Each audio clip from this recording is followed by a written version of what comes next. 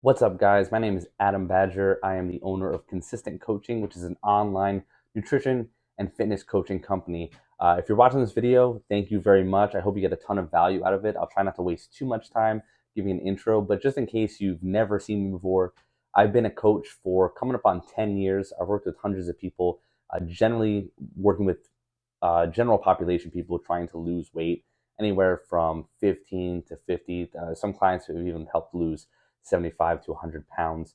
So anything that I'm going to tell you is all based off of practical application, practical experience in the field. I don't necessarily believe in just reading something in a book and assuming that it works perfectly.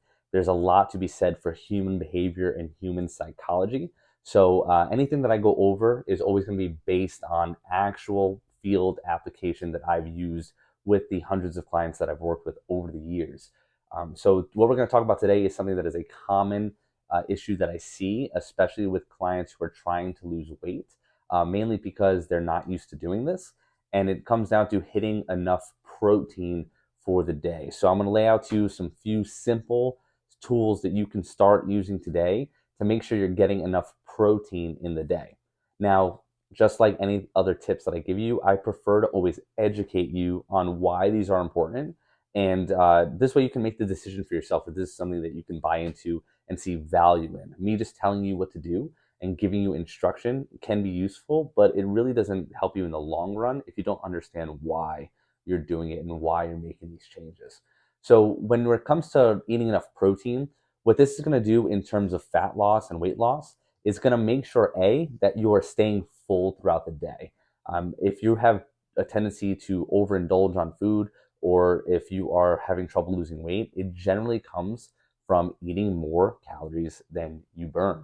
So if you need to reduce the total number of calories that you're eating throughout the week, a great tool that you can use is making sure you're eating enough protein in the day. When you're eating enough protein in the day, you're going to feel more full. You're going to notice better hunger cues throughout the day, more steady appetite, not so much of the ravenous hunger that you normally get at the end of the day in that mid-afternoon time of day. And it's also going to help regulate your blood sugar levels throughout the day. So again, you're not feeling that those roller coaster ride of energy and appetite throughout the day. It's more of a steady energy, a steady appetite, and it allows you to make more mindful decisions. So keeping you full is one of the big reasons that protein is going to be important. Number two is, did I say A on the first one? Well, if I said A, then I'm saying B now. So A keeps you full for longer periods of time. B, it is going to support lean muscle. So if you are someone who is trying to lose body fat, whether your goal is to lose 100 pounds or your goal is to lose 15 pounds, you need to be supporting lean muscle while you do so. Now, lean muscle is essentially the fountain of youth when it comes to metabolism, when it comes to weight loss, when it comes to overall health. So anything that you can do to support lean muscle and help your body maintain lean muscle is going to be a time and effort well invested. So when you're eating enough protein in your diet, what that's going to do is going to ensure that you're recovering from your workouts. And it's protein is the building blocks of muscle. So if you're eating enough of it throughout the day, it's going to ensure that you are building that muscle, you are supporting it, which is going to help you increase your metabolic rate, which means your metabolism is going to be faster throughout the day. You're going to burn more calories throughout the day. It's going to make it easier for you to burn more body fat, and this is all just from supporting lean muscle. Now, obviously, eating enough protein goes hand in hand with proper training. But that's a whole nother topic for a whole nother day. You want to make sure you're obviously strength training when you're doing all of this. But whether you're strength training or just walking, getting enough protein is super, super important. I would almost say it's a non negotiable when it comes to long term sustainable fat loss, which is what we are all after. So, A, keeps you full for a longer period of time, keeps you full throughout the day. B, it helps you support lean muscle, which is great for supporting a healthy body composition and healthy metabolism. Lastly, we'll say C, when you are eating enough protein, when you're eating protein at each meal, what that's going to do is it helps build a more balanced plate. So most people aren't going to sit and just eat a source of protein alone. Think of any common source of protein like chicken, steak, eggs, fish. You're probably not going to just sit down and eat that alone. You're more likely to pair it with starch or with a vegetable or a fruit. And what this does, it helps you build a more balanced meal. When you have a more balanced meal, you have more steady appetite throughout the day, better hunger cues throughout the day, better satiety signals, which basically means you know when you're full. That's another thing. People who have trouble losing weight, they tend to not have a good idea of when they're actually full and tend to eat more so out of stress, convenience, comfort. But when you have better satiety signals throughout the day, you are less likely to overindulge on stuff. You're less likely to snack.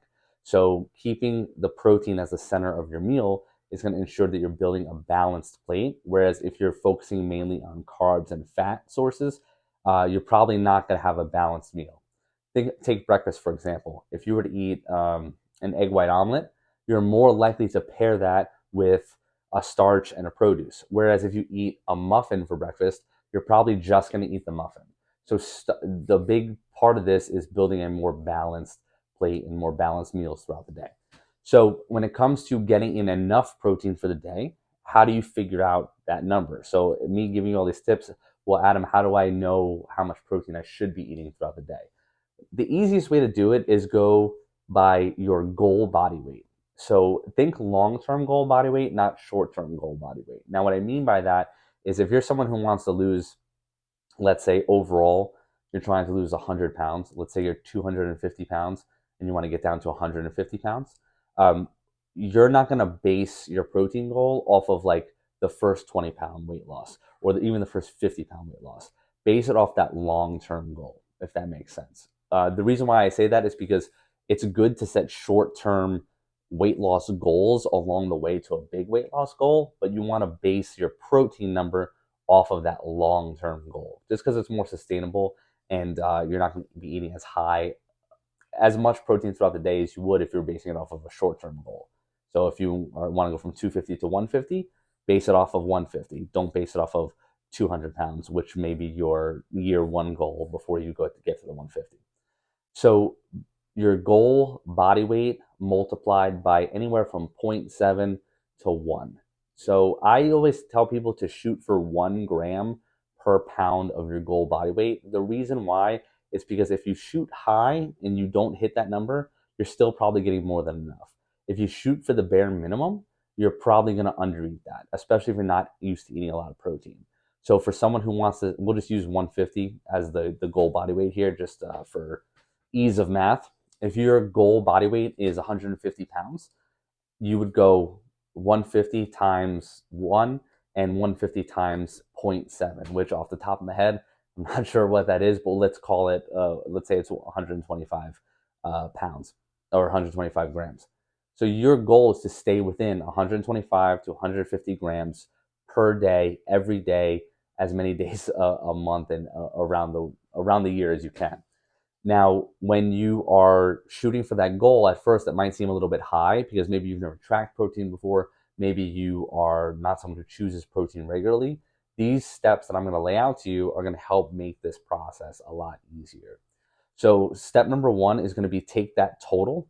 So knowing your total is very important, obviously, but step number one is take that total and break it up into how many meals you prefer to eat in a day. So let's say your goal is 150 grams and you want to eat 4 meals per day or 3 meals and 1 snack.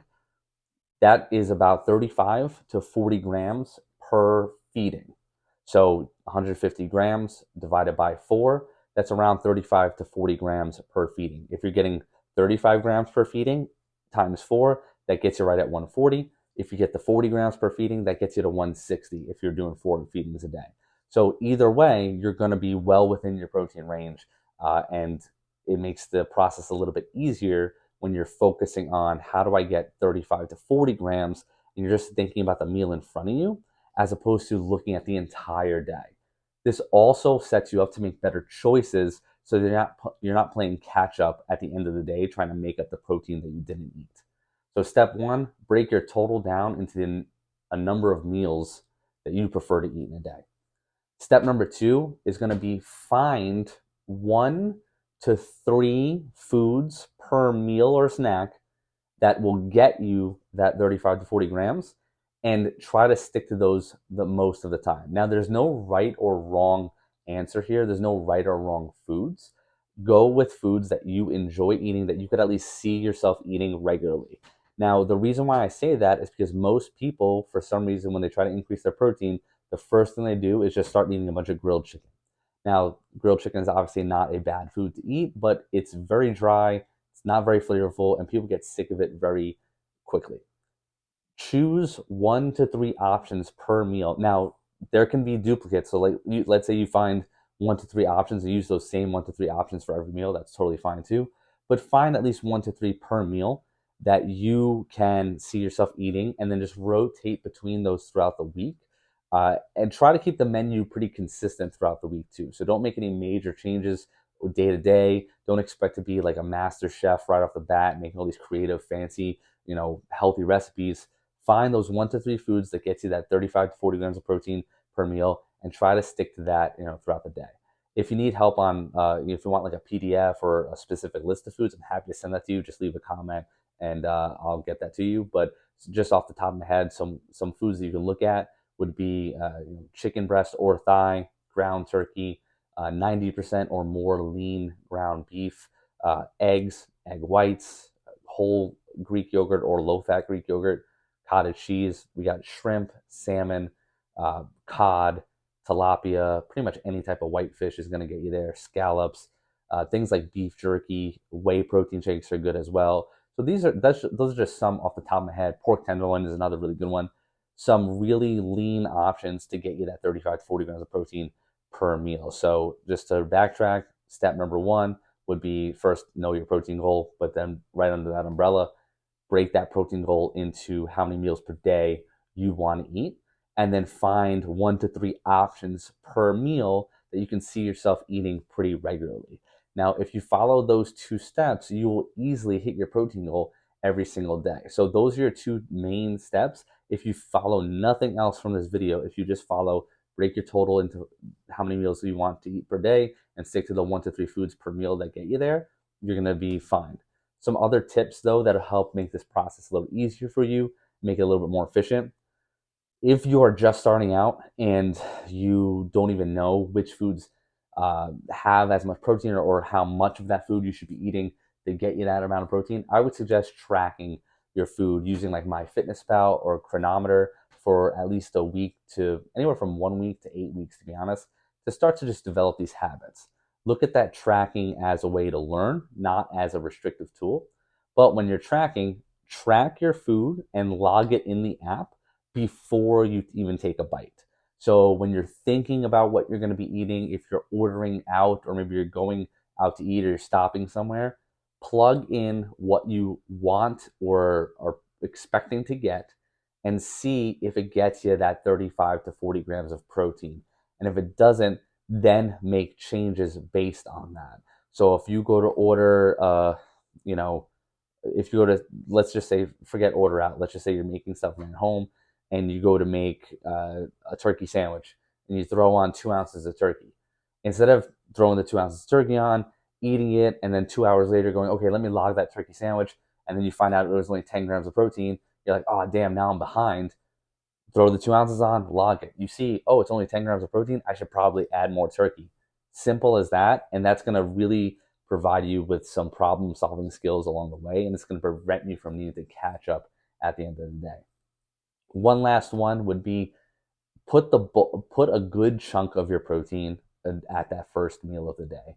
Now, it doesn't mean you're like front loading protein or anything like that, but if that first meal of the day, that breakfast meal, has that 35 to 40 grams of protein, and you get that meal down to a science where you just know exactly what you can go to every single morning to get 35 to 40 grams of protein, you are now 25% or more of the way to your goal for the day.